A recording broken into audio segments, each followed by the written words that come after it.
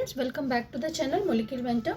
Now in this video we'll study about the variation of atomic and ionic sizes of transition metals. ठीक है, so as we are dealing with the D block elements, ठीक है, so हमने D and F block का जो chapter start किया हुआ उसमें पहले हमने कौन सा टॉपिक पिक किया है, लाइक डी ब्लॉक एलिमेंट्स. ठीक है, तो सबसे पहले हम डी ब्लॉक एलिमेंट्स के बारे में स्टडी कर रहे हैं. सो हमने इसकी क्लासिफिकेशन कर ली, फिजिकल प्रॉपर्टीज़ कर ली. ठीक है, सो इनकी ऑक्सीडेशन स्टेट्स कैसी होती है. So they show or you can say they exhibit a variable number of oxidation states. ठीक है, सो उसके बाद देखते हैं that how the atomic and ionic sizes of transition metals they vary. So मैंने पहले ही आपको बताया था, लाइक एक बार और मैं आपको पीरियोडिक टेबल दिखा देती हूँ तो picture will be more clear to you. So ये मैं आपको सजेस्ट करूँगी कि जब भी आप ये चैप्टर स्टडी करो या जब भी आप किसी पीरियड या ग्रुप के बारे में स्टडी करते हो तो प्लीज़ आप एक छोटा सा पीरियोडिक टेबल अपने स्टडी टेबल पे लगा लो या एक उसको हैंडी रख लीजिए, ताकि इमीडिएटली आप उसको जैसे ही हम इसकी 3D सीरीज़ 4D सीरीज़ की बात करते हैं तो वो पिक्चर जो है वो आपके सामने हो. ठीक है, so it will you can say that makes the study that very easier. ठीक है, सो हमें एक तो पोजीशन पता चल जाती है. ठीक है, सो और दूसरी चीज़ अगर हम बार बार पीरियोडिक टेबल को देखेंगे तो हमें मेटल्स उनकी पोजीशन जो है वो एक बार माइंड में सेट हो जाती है. सो फर्स्ट ऑफ ऑल तो मैं ये बताऊँगी आपको कि like this is S block elements. ठीक है, और ये है हमारे पास पी ब्लॉक एलिमेंट्स. ठीक, सो हम ना एस पढ़ रहे हैं अभी ना पी पढ़ रहे हैं. सो हम किसकी बात कर रहे हैं, these transition metals they are in between the S and the P block elements. So as we know, अगर मैं जनरल प्रॉपर्टी देखूँ पीरियोडिक टेबल की, the atomic sizes they decreases as we move along the period, decrease होते हैं ना. ठीक है, सो अगर ओवरऑल मैं कहूँ कि ये जो हमारे पास ट्रांजिशन एलिमेंट्स है ग्रुप 3 से लेकर के ग्रुप 12 तक, ठीक है, ये जो हमारे पास ये हमारे पास 10 वर्टिकल रोज हैं जो 3 से 12 ग्रुप तक. So their sizes they are in between the S and the P block elements. ठीक है, ये तो होगी एक जनरल सी बात की ये यहाँ पीरियोडिक टेबल में इनकी पोजीशन क्या है. So according to their position broadly इनके साइजेस जो हैं वो एस से छोटे हैं और पी से बड़े हैं. So their sizes they lie in between the S and the P blocks. ठीक है, लेकिन अब हम एक्चुअल में स्टडी क्या कर रहे हैं. ठीक है, एक्चुअल में स्टडी करेंगे the variation of atomic sizes within the transition elements. ठीक है, within the transition elements. So मैंने पहले ही आपको बताया था इसके जब हम जनरल इसके इंट्रोडक्शन कर रहे थे कि हम कैसे स्टडी करेंगे मोस्टली ट्रांजिशन एलिमेंट्स को. We will study like this. हम रोज़ में नहीं, हम ऐसे स्टडी करेंगे फ्रॉम लेफ़्ट टू राइट, यानी कि 3D series 4D series 5D series. तो ये मैं ऑलरेडी पहले मैं आपको बता चुकी हूँ कि हम इसको कैसे स्टडी करेंगे. पूरा का पूरा जो ट्रांजिशन एलिमेंट्स का ब्लॉक है हमारे पास ये वाला, सो उसको हमने सीरीज़ में डिवाइड किया है. 3D सीरीज़ जो स्कैंडियम से लेकर के जिंक तक है. ठीक है, 4D सीरीज़ जो यट्रियम से लेकर के कैडमियम तक है. Then 3D 4D 5D and 6D series like this. तो सबसे पहले मैं बात करती हूँ 3D सीरीज़ की. सो हम साइजेस एटॉमिक साइजेस की बात करें तो ऐसा नहीं है कि मैं सिर्फ 3D के साइजेस ही आपको कराऊंगी. सो वेरिएशन कैसे है as we move along the series. ठीक है, सो अगर मैं 3D सीरीज़ की बात करूँ या किसी भी सीरीज़ की बात करते हैं, खैर आगे जो है थोड़ी सी प्रॉपर्टीज़ चेंज होंगी जब हम 5D और 6D पे पहुँचेंगे. तो जनरल ट्रेंड क्या है इनका कि एटॉमिक साइजेस जो है एज़ यूजुअल जैसे कि हम पीरियड में मूव करते हैं दे डिक्रीजेस फर्स्ट. सो एक बार इसको ध्यान से सुनिएगा, इसका ट्रेंड क्या है एटॉमिक साइजेस के वेरिएशन का, that atomic sizes in the series और in the transition series they decreases first, then by the midway or you can say the middle of the series they become bit constant and then you can say constant हो जाते हैं. फिर जो है फिर थोड़ा सा इंक्रीज होना शुरू हो जाते हैं and you can say by the end of the series, और सीधा आप इसको बोल सकते हैं first decreases then remain constant by the mid of the series and then increases, ठीक है। सो फिर जब लास्ट तक जाते जाते जो है as compare to these metals ये थोड़ा सा और इंक्रीज करना शुरू हो जाते हैं। सो अब इसका रीज़न क्या है, यहाँ आती है रीजनिंग। सो पहले आपको जो है वो ट्रेंड पता चल गया, अब मैं आपको रीजनिंग बताती हूँ। सो यहाँ मैंने लिख भी दिया है। सो जनरल ट्रेंड क्या है, within a series as the atomic number increases, obviously atomic number तो इंक्रीज होगा ही जैसे हम मूव कर रहे हैं सीरीज में, ठीक है। So the atomic radii first decreases till the midway, जो कि मैंने आपको बताया, become constant and then increases towards the end of the period. This is important, यहाँ से क्वेश्चन रीजनिंग क्वेश्चन भी बनता है। रीज़न में आपका इसकी रीजनिंग में आपको बताती हूँ। सो फर्स्ट ऑफ ऑल जो है हमें ट्रेंड पता होना चाहिए कि how do atomic and the ionic radii they very along the transition series, ठीक है। सो पहले एक एक करके इसको डिस्कस करते हैं। सो पहला ट्रेंड क्या था, पहला ये था ना, atomic number increases, obviously increase होगा जब हम नए एलिमेंट की तरफ शिफ्ट करेंगे, ठीक है। एटॉमिक नंबर विल इंक्रीज, और ऑब्वियसली एटॉमिक नंबर नहीं हो तो एक बार फिर से देख लो, किसी भी पीरियड में आप मूव करके देखो, क्योंकि हम इसमें तो सीरीज में मूव कर रहे हैं, तो 21, 22, 23, 24, 25 like this, so they are being increased, ठीक है, atomic numbers. So now with the increase in the atomic number what will happen, initially there is a decrease in the size. मैं इसको हमने 3 पार्ट्स में मैं आपको डिस्कस करवाऊंगी, ये कि हम इसको 3 पार्ट्स में एक्सप्लेन करेंगे। पहला पार्ट जो है एटॉमिक नंबर डिक्रीजेस, ठीक है। सो जो atomic number increases but atomic radii जो है first decrease, why it happens.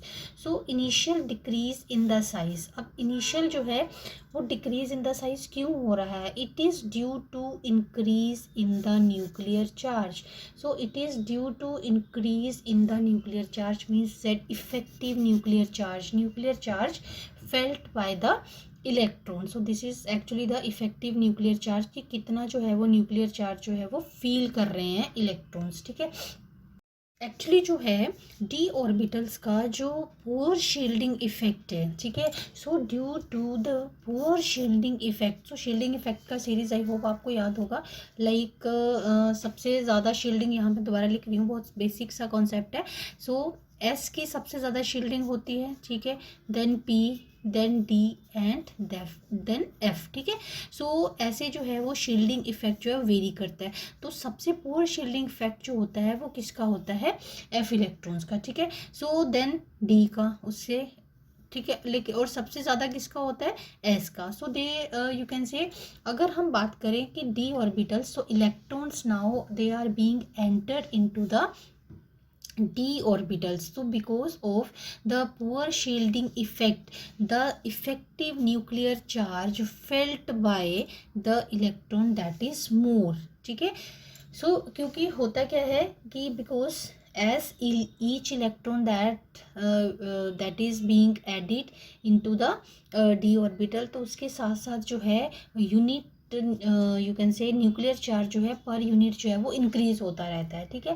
अब न्यूक्लियर चार्ज इंक्रीज होने की वजह से और शील्डिंग पुअर होने की वजह से जो इफेक्टिव न्यूक्लियर चार्ज है वो बढ़ता रहता है। तो वो जब बढ़ता है तो जो साइज जो है you can say now the electrons they are more tightly held towards the nucleus. तो न्यूक्लियस जो है वो जो इलेक्ट्रॉन्स को अपनी तरफ ज़्यादा खींच के रखता है। You getting my point. So actually size है क्या, जहाँ तक इलेक्ट्रॉन क्लाउड स्प्रेड है वो वहाँ तक साइज़ है। तो अगर इलेक्ट्रॉन क्लाउड जो है वो अट्रैक्ट होता है, श्रिंक करता है because of the effective nuclear charge, more effective nuclear charge felt by the electrons, then electron cloud जो है वो श्रिंक करता है, तो साइज़ जो है वो डिक्रीज हो जाता है, ठीक है। अब जो है क्योंकि ये तो जैसे से साइज़ जो है वो by the middle of the series जो है वो साइज़ न्यूक्लियर का साइज़ जो है डिक्रीज होता है। अब उसके बाद क्या होता है कि जो हमने ये ट्रेंड किया था by the mid with then becomes constant. अब देखो कि ऐसा क्या हो जाता है मिडल ऑफ द सीरीज में कि साइज जो है little bit, I am not saying कि बहुत देर तक जो है वो कांस्टेंट रहता है, नो, फॉर यू कैन से 2-3 एलिमेंट्स जो है वो लिटिल बिट एक exactly, I am not saying कि एग्जैक्टली सेम होता है, नो, तो आसपास रहता है बहुत, मतलब it seems to be constant like, ठीक है, बहुत बहुत कम वेरिएशन होती है। देन अब न्यूक्लियर चार्ज जो है दैट इज, अब जब after the middle of the series the increased nuclear charge is partially cancelled by the increased screening effect, so this is very very important। अब देखो जो इलेक्ट्रॉन्स है, यहाँ देखो आप, अब देखो डी ऑर्बिटल में जो इलेक्ट्रॉन्स हैं, तो पहले जो है 1 इलेक्ट्रॉन, ठीक है, देन 2, 3, 4, तो जब हाफ फील्ड सीरीज हो जाता है, सो ऑब्वियसली अगर हम बात करें तो ऑलमोस्ट जो है वो क्रोमियम के बाद से थोड़ा सा साइज जो है वो कांस्टेंट होना शुरू हो जाता है। क्यों? क्योंकि जो नंबर ऑफ इलेक्ट्रॉन्स है अब डी ऑर्बिटल्स में इंक्रीज हो रहे हैं, ठीक है, इंक्रीज हो रहे हैं। सो अगर हम मिडल के बाद की बात, अब मिडल तक तो 5 आ गए, अब जो है पेयरिंग ऑफ इलेक्ट्रॉन जो है वो स्टार्ट हो जाएगी, यानी कि डबलिंग होनी शुरू हो जाएगी 6 और 7। अब जो, लेकिन जैसे से एक इलेक्ट्रॉन एंटर होता है तो न्यूक्लियर चार्ज तो इंक्रीज करता ही है ना। अब ये जो nuclear increase in the nuclear charge, ठीक है, increase in the nuclear charge जो कि क्या करेगा, इलेक्ट्रॉन, अगर मान लीजिए ये न्यूक्लियस है, ठीक है, हम रफली देखते हैं, मान लीजिए ये हमारे पास ये सेंटर में न्यूक्लियस है और ये जो है वो इलेक्ट्रॉन क्लाउड है, ठीक है। अब क्या होता है कि as the number of electrons they are increased, ठीक है, the nuclear charge that is also increased by per unit, तो पर यूनिट जो है nuclear charge step by step जो है वो इंक्रीज करता रहता है। और due to the poor shielding effect of the d orbitals, तो क्या होता है वो इफेक्टिव न्यूक्लियर चार्ज जो बढ़ जाता है। अब ये जो फोर्स है न्यूक्लियर चार्ज की, ये इलेक्ट्रॉन क्लाउड को अपनी तरफ जो है वो अपनी तरफ पुल करेगी, ठीक है।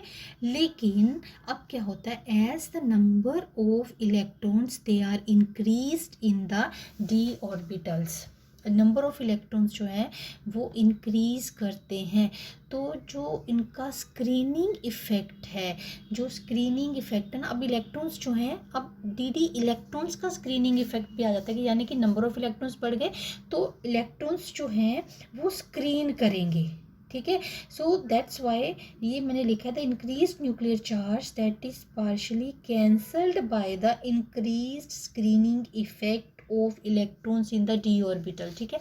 अब क्या, नंबर ऑफ इलेक्ट्रॉन्स बढ़ गए, तो नंबर ऑफ इलेक्ट्रॉन्स बढ़ गए है तो डी शेल जितना साइज है उतना ही है। अब नंबर ऑफ इलेक्ट्रॉन्स बढ़ने की वजह से जो एक ये पुल इसकी तरफ आ रहा था, अब नंबर ऑफ इलेक्ट्रॉन बढ़ने की वजह से जो स्क्रीनिंग इफेक्ट है वो बढ़ेगा, यानी कि नंबर ऑफ इलेक्ट्रॉन बढ़ गए, क्राउडिंग हो गई, तो इलेक्ट्रॉन्स जो हैं एक दूसरे को स्क्रीन करेंगे न्यूक्लियर चार्ज से, और अपोजिट जो है वो फोर्स जो है वो अपोजिट लगे। आई एम नॉट सेइंग कि फोर्स, यानी कि एक इफेक्ट जो है इसको अपनी तरफ खींच रहा है, दूसरा स्क्रीनिंग इफेक्ट जो बढ़ गया है, screening effect due to increase in the number of electrons in the d orbitals, ठीक है। सो वो उसको उसके अपोजिट जो है वो फोर्स लगाएगी, यानी कि एक पुल हो रहा है इसकी न्यूक्लियस की तरफ और इसको पीछे ले जाने की कोशिश कर रहा है। सो ऑलमोस्ट ये दोनों फोर्सेस जो हैं वो कहीं ना कहीं जो है वो बैलेंस हो जाती हैं। Are you getting my point? ये दोनों फोर्सेस जो हैं वो कहीं ना कहीं बैलेंस हो जाती हैं। सो अब अगर मैं ये बोलूँ कि द टू अपोजिंग टेंडेंसीज, अब दोनों अपोजिंग टेंडेंसीज कौन सी, आई होप आपको समझ में आ गया होगा। The two opposing tendencies almost counter balance, they counterbalance each other and there is no change in the size, or you can say the sizes they almost remain constant, or there is no change in the sizes from manganese to iron। और जैसे कि मैंने पहले कहा कि exactly मैं आपको कहूँ कि न्यूमेरिकल डिजिट्स बिल्कुल सेम होते हैं, it is not like that, ठीक है। So that's why, so I hope कि अब आपको समझ में आ गया होगा। एक जो इफेक्टिव न्यूक्लियर चार्ज, दोबारा से एक्सप्लेन कर रही हूँ, इफेक्टिव न्यूक्लियर चार्ज बढ़ने की वजह से जो न्यूक्लियस की तरफ पुल लग रहा था, जो कि उसके साइज को और डिक्रीज करता, जो कि पहले करता आ रहा था, जिस वजह से होता आ रहा था, अब क्या हुआ, नंबर ऑफ इलेक्ट्रॉन इंक्रीज होने की वजह से ठीक है, by the middle of the series जब पेयरिंग स्टार्ट हो जाती है, so these electrons they screen, ठीक है, दे स्क्रीन ईच अदर्स। वो क्या करते हैं, ये न्यूक्लियस की फोर्स लग रही है ना इलेक्ट्रॉन्स के ऊपर, तो एक दूसरे को बचाते हैं। मान लीजिए आप ऐसे समझ के चल लीजिए, एक दूसरे को बचाते हैं, ठीक है। अब लिखने की लैंग्वेज में तो मैंने आपको बता दिया आप कैसे लिखोगे, लेकिन एक दूसरे को बचाते हैं, एक दूसरे को स्क्रीन करते हैं, तो वो जो हो गया वो अपोजिट डायरेक्शन में उसके फोर्स लग गया। So that's why I told you these two opposing tendencies they counter balance each other and there is no change in the size, ठीक है। ऑलमोस्ट आप मान के चलिए मैंगनीज से लेकर के आयरन तक यहाँ पर जो है वो साइज जो है वो दैट रिमेन्स कांस्टेंट, ठीक है। आई होप कि ये जो मैंने यहाँ पर लिखा था आपको दो फैक्ट्स तो समझ में आ गई, रीजनिंग दोनों की, कि एटॉमिक साइज जो है फर्स्ट जो है डिक्रीज होते हैं, क्यू होता है वो मैंने बता दिया आपको। मिडवे बिकम्स कांस्टेंट, मिडवे में कांस्टेंट होता है, ठीक है, वो मैंने बता दिया। Now let's explain this one, then increase towards the end of the period. अब क्या होता है, अब देखो यहाँ पे मैंने लिखा, देखो डबलिंग होती जा रही है, यू कैन से पेयरिंग होती जा रही है इलेक्ट्रॉन्स की, यहाँ पेयरिंग होगी, यहाँ पेयरिंग होगी। अब number of electrons they are being increased in the d orbital, so obviously जो क्या है, repulsive interactions between the paired electrons in the d orbital they will come into existence, ठीक है। जैसे मैंने यहाँ पे लिखा है आपका, the repulsive interactions between the paired electron in the d orbital become very dominant towards the end of the period and causes the expansion of the electron cloud। अब क्या हो गया, पहले तो इन्होंने बैलेंस करना शुरू कर दिया, ठीक है, थोड़ा सा देर तक बैलेंस किया, जब और नंबर ऑफ इलेक्ट्रॉन्स मान लीजिए बढ़ते गए, 7 8 9 10 तक हो गए, तो क्या हो गया, due to increase in the number of electrons, simply it's very simple, due to increase in the number of electrons, ठीक है, so the repulsive interactions that they are also increased. So by the end of the series, due to increase in the repulsive interactions, the atomic size they increases, atomic size increases। So अगर हम बात करें कि first 3D series की, तो last में क्या आता है, जिंक, जिसका जो है वो एटॉमिक नंबर हमारे पास क्या है, 30। सो उससे पहले हमारे पास 29, दैट इज़ कॉपर। तो अगर हम बात करें, और it can be the question of reasoning that atomic size of zinc that is more as compared to copper, why, ठीक है। so language can be any but the thing should be clear to you, ठीक है। सो reasoning clear होनी चाहिए, so once the you are able to understand the concept, so any reasoning, this chapter is very very simple. So ऐसा नहीं है कि chapter अब chapter बहुत लाइक, हाँ ये चैप्टर थोड़ा सा थ्योरेटिकल है, but this is conceptual chapter. So it's you can से इफ़ यू नो 2-3 फिनोमिना, जैसे मैंने प्रीवियस वीडियो में आपको समझाया था मेटेलिक बॉन्ड का, ठीक है। अगर आपने अभी तक वो वीडियो नहीं देखी है तो आप देखो उसको, उससे भी आपके बहुत सारे रीजनिंग के क्वेश्चंस जो हैं वो सोल्व होंगे, ठीक है। मेटेलिक बॉन्ड के ऊपर है वो, ठीक है, क्यों हार्ड होती है मेटल्स, क्यों उनकी हाई एटोमाइजेशन एंथैल्पी होती है, और हमें कैसे गेस करना है। सेम वे इसमें मैंने आपको एटॉमिक और आयनिक साइजेस की वेरिएशन बताई है ट्रांजिशन मेटल की। सो मैं इसीलिए ये जो है एक एक टॉपिक को एक एक ही वीडियो में एक्सप्लेन करूँगी, so that you are able to understand the concept. So I hope आपको ये समझ में आ गया होगा, ठीक है। सो एक जो पुअर शील्डिंग इफेक्ट, तो आप इसको ज़रूर याद रखना, ठीक है, क्योंकि चलिए पुअर, ये मैंने सीरीज़ भी आपको इसीलिए बताया था, ठीक है, क्योंकि अब हम डील करेंगे ना, अब जब हम लेंथेनाइड और एक्टिनाइड कॉन्ट्रैक्शन से डील करेंगे, तो तब ये जो है, क्योंकि देखो एफ जो है उसकी तो सबसे ही पुअर शील्डिंग है, तो उसकी वजह से जो है वो क्या इफ़ेक्ट आता है। सो अभी नेक्स्ट वीडियो में हम उसको एक्सप्लेन करेंगे, ठीक है। सो नेक्स्ट वीडियो में मोस्ट प्रोबेबली हमारे पास आ जाएगा lanthanide and actinide contraction. So that's all for this video.